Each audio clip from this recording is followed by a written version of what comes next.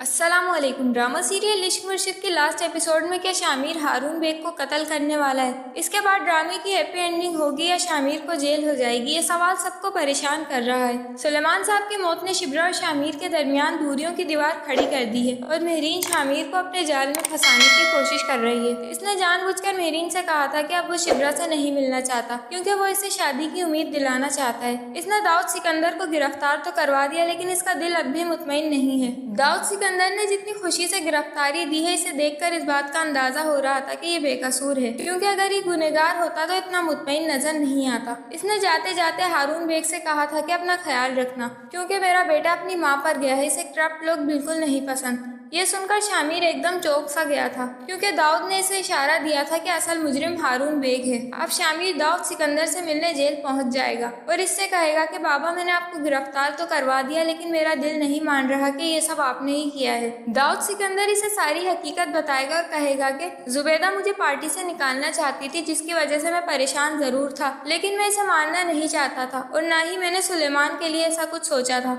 इसके बाद शामिर फरा के पास पहुंच जाएगा और इससे भी हकीकत पूछेगा। वो भी इसे सब कुछ बता देगी और कहेगी कि हारून बेग किसी भी हद तक जा सकता है, तुम प्लीज इसकी बातों में मत आओ। अब शामिर हारून बेग को अपने घर खाने पर बुलाएगा और इसके खाने में जहर मिलाकर इसे खिला देगा। शामिर इसे इसी अजियतनाक तरीके से मारेगा जिस तरह इसकी माँ को मारा गया था। हारून बेग के मरने के बाद मेहरीन को भी शिब्रा के दुख का एहसास होगा कि इसने कितनी आसानी से इसके बाबा को मरवा दिया था। वो मुल्क छोड़कर जाने लगेगी, इससे पहले वो शिब्रा के पास जाएगी और इसे बताएगी कि शामिर बिल्कुल बेकसूर है, तुम प्लीज इसके पास चली जाओ और हो सके तो मुझे और मेरे बाबा को माफ कर देना।